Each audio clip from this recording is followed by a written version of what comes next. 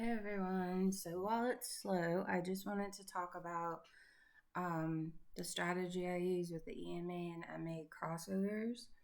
Um, I typically use the 9 EMA, the 19 EMA, and the 21 MA.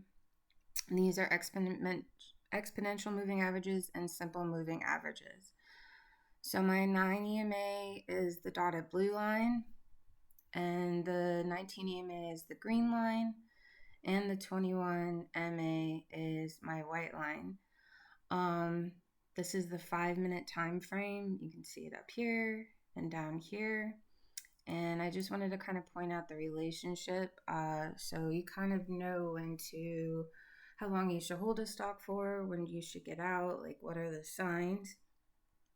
And the biggest thing is when it's in this order from top to bottom, 9 EMA, 21, or 9 EMA, 19, and 21.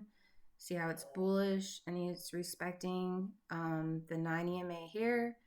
And when the 21 MA crosses above the 19 EMA, it's kind of like a warning sign. It could drop right here. This is when I would probably trim. And if it fell below the 19 EMA, I would cut it, but it didn't, and so it kept going. When it starts moving, I'll usually switch to the 30-second, and I'll show you right here. See the 30-second, it respects the 9 EMA, or it could bounce off the 19 EMA. Usually when it falls, like the 21 MA crosses above the 9 EMA on the 5-second, will fall back to the 9 EMA on the 5-minute. So see here, this was at 6:35 in the morning. It started to fall here on the 30-second.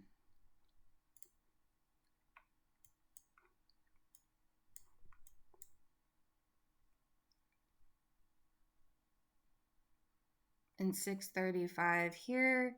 See how it came and then it bounced off. It came down back to the 9 EMA on the 5-minute. And then it continued. So if you're quick about it, I'll usually get out, maybe take a re-entry here and get up or cut my position. But on the 5-minute, it's your kind of warning sign to be careful when that 21 MA crosses above the 19 EMA.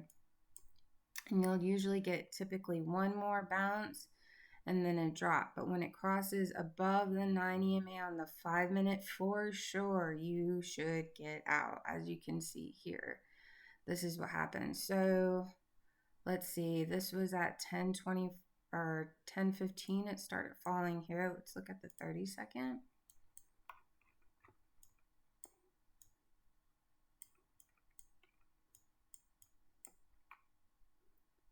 See right here how the 21 MA crossed above the 9 EMA. This was like your last chance to get out on the 30-second before it continued dropping really hard. But if you study these with stocks, plug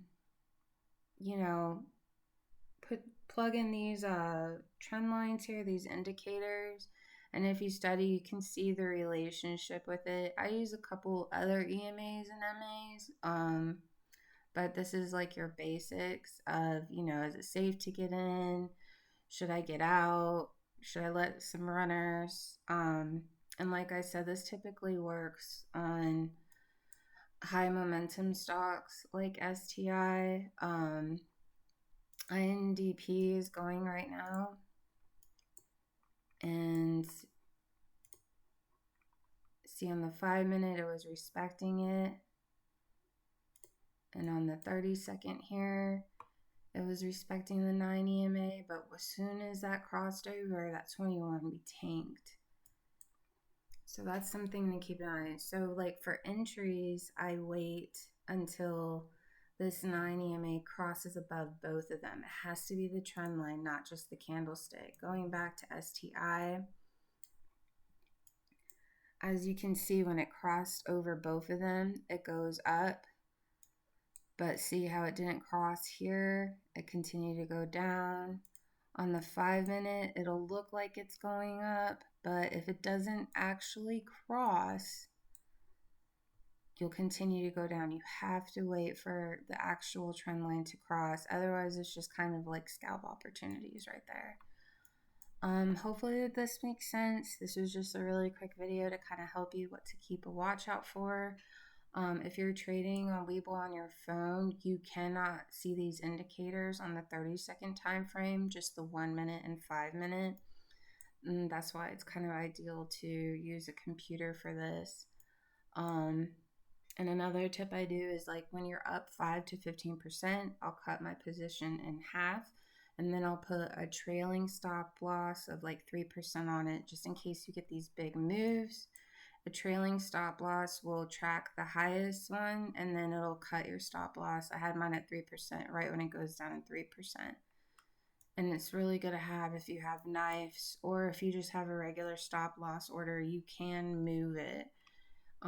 Like I said, it's easier to move on the computer though, but I hope this little bit helps, and I will try to make more videos kind of reviewing stuff. But this is kind of what I mean by studying, like go back, look. If you're using Webull, you can go right click and do show layers and do your trading records on it to see what your entries and exits were, to see where you went wrong possibly. But otherwise, good luck out there. Have fun.